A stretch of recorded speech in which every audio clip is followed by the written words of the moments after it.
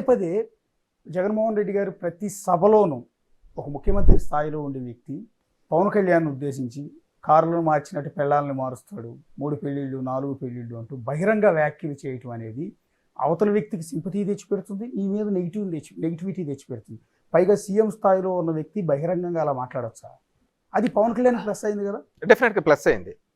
దాన్ని ప్లస్గా చేసుకున్నాడు కూడా. ఇప్పుడు చిరంజీవి అలాంటి సందర్భం ఒకటి, చిరంజీవి వచ్చి సార్ సార్ సార్ అన్న టికెట్లది అదేదో చిన్న వీడియో క్లిప్ పెట్టినాడు. అంతకుముందు మాట్లాడినది అన్ని పక్కకు పోయినాయి.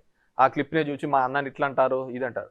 పవన్ కళ్యాణ్ ఒక స్టాండర్డ్గా ఉంటాడు అనేది ఒక మాట మీద ఈరోజు ఏది చెప్తాడో దాన్ని మళ్ళీ కంటిన్యూ చేస్తాడని ఏం లేదు. ఎందుకంటే చంద్రబాబుని ఎలా తిట్టాడు, బీజేపీని ఎలా తిట్టాడు, లేకుంటే అందరిని ఎలా తిట్టాడు, మళ్ళీ ఇప్పుడు ఎలా పొగుడుతున్నాడు, మళ్ళీ ఎలా తిడతాడు, ఇవన్నీ అతను వదిలే. కానీ మీరు అంటున్నట్టుగా భారతీయ సంస్కృతిలో భాగంగా అలాంటివి తప్పు అని చెప్పే ప్రయత్నం చేసినట్టు, కానీ ఆ చెప్పే విధానం అనేది ఆ పద్ధతి కాదు అని నేను అనుకుంటున్నాను. మేబీ దానివల్ల కూడా పవన్ కళ్యాణ్కి అడ్వాంటేజ్ అయి ఉంటుందని నేను అంటున్నాను. అందుకే పోటీ చేసిన 21 స్థానాల్లో 100% స్ట్రైక్ రేట్ ఇప్పుడు గెలవటం అనేది నేనేమంటే జగన్మోహన్ రెడ్డి గారి ఏ విధంగా ఒక సక్సెస్ స్టోరీగా మనం చెప్పుకుంటాము, పవన్ కళ్యాణ్ కూడా ఒక సక్సెస్ స్టోరీనే. ఎందుకంటే నిలబడిన అన్ని చోట్ల ఓడిపోయి ఒక ఎమ్మెల్యేతో గెలిచి ఆ ఎమ్మెల్యే కూడా పక్కకు పోయి 2 చోట్ల ఓడిపోయి కూడా తిరిగి bounce back.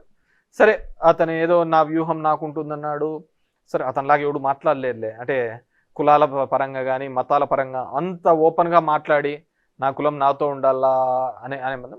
So what ever maybe తన ఆ 21 మందిని కూడా గెలవడంలో కూడా ఒక సక్సెస్ స్టోరీ. ఎందుకంటే దీనికి సీజనల్ పొలిటీషియన్స్ తప్ప, ఈ విధంగా రాజకీయం ఒక వృత్తిగా ఉన్న వాళ్ళే ఈ విధంగా బౌన్స్ బ్యాక్ అవుతారే తప్ప, మిగతా వృత్తుల మీద ఉండి సినిమా లాంటి వృత్తులో లేకుంటే మిగతా వ్యాపార వృత్తులో ఉండి ఇది ప్రైమరీ ఇంట్రెస్ట్ కాకుండా మిగతా దాని మీద ఉన్న వాళ్ళు ఇలా బౌన్స్ బ్యాక్ కావడం చాలా కష్టం. కానీ it's a success story of Pawan Kalyan అని చెప్పుకోవచ్చు.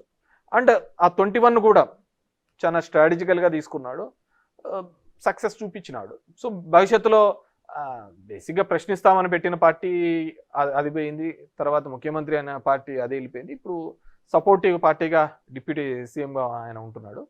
We have to wait and see ఇదే కంటిన్యూ అవుతాడా, మరి ఎలా ఆ సీట్లేకి రావడం. ఇప్పుడైతే నేను లేదు 10 ఏళ్ళుగా చంద్రబాబే ఉండాలని ఆయనే అంటున్నప్పుడు, so we can't expect him in CM seats. వాళ్ళ ఫ్యాన్స్ కానీ వాళ్ళ కమ్యూనిటీ కానీ ఏదైతే మా వాళ్ళలో కూడా ఆ ముఖ్యమంత్రి సీట్లో కూర్చోవాలి అని కోరుకున్నారో వాళ్ళది ఇప్పట్లో నెరవేరే కార్యక్రమం కాదు. వాట్ ఎవర్ మేబీ జగన్మోహన్ రెడ్డిని ఓడించడానికైతే ఖచ్చితంగా పవన్ కళ్యాణ్ అనే వ్యక్తి లేకపోతే తెలుగుదేశం అనే పార్టీ ఇప్పటికీ కూడా జగన్మోహన్ రెడ్డిని ఓడించలేదు.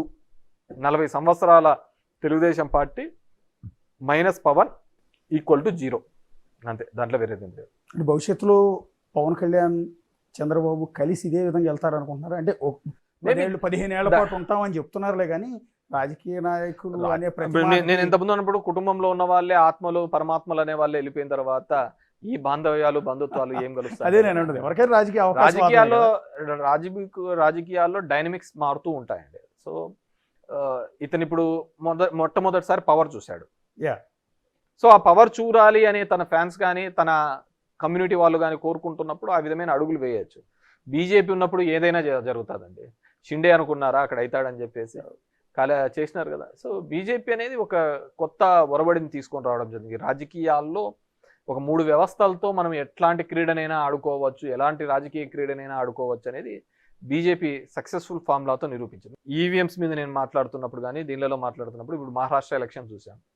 ఖచ్చితంగా 6 నెలల కిందట జరిగిన ఎంపీ ఎలక్షన్స్లో బీజేపీ వాళ్ళ కూటమి 10 సీట్లు వచ్చినాయి, 30 అగెనెస్ట్ కాంగ్రెస్కి వచ్చినాయి. ఏమంతా 5 నెలల్లో మారిందని చెప్పి 225 సీట్లు వచ్చినాయి చెప్పండి. దట్టు షిండే నాయకత్వంలో ఎలక్షన్స్ పోయినారు. అక్కడ ఏమంత డెవలప్మెంట్ జరిగింది, ఏమంత అద్భుతాలు జరిగాయి.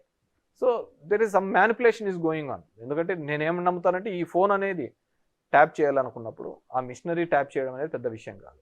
అంటే మొన్న ఆంధ్రప్రదేశ్ ఎన్నికల్లో కూడా ట్యాంపరింగ్ జరిగిందని నేను పూర్తిగా నమ్ముతాను.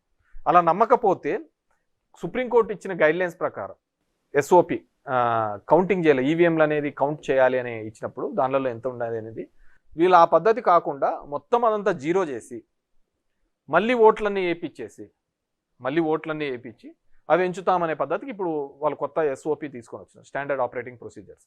నేనేమంటే ఒక హుండీలో లెక్కేయాలన్నప్పుడు హుండీలో ఎంత డబ్బు ఉందని లెక్కేయాలి, కానీ హుండీ డబ్బులన్నీ పక్కకేసి నువ్వు మళ్ళీ డబ్బులు వేసి అది ఎంచుతామంటే ఎట్లా సేమే ఉంటుంది. ఎలక్ట్రానిక్ గ్యాడ్జెట్స్ అనేది ఏది వాడినా కానీ అది కాంప్రమైజ్డ్ అవుతాయి. 2019లో మీకు 151 వచ్చినప్పుడు కూడా టీడీపీ అదే ఆరోపణ చేసింది. డెఫినెట్ గా Something ఏదో జరిగింది. నేను అప్పుడు మాకు 150 రాని, భవిష్యత్తులో 170 రాని, ఇంకోటి రాని, కానీ ఎలక్ట్రానిక్ మిషనరీతో ఓటింగ్ అనేది జరగకూడదు అనేది నేను ఫమ్ గా బిలీవ్ అవుతాను. ఇప్పటికైనా మారాలి. ఎందుకంటే నేను నిన్న కూడా చెప్పాను, ఈ దేశంలో ప్రజాస్వామ్యం అనేది పెద్ద బూతుగా అయింది. ఎలక్షన్స్ అనేది ఒక హేళనగా అయింది.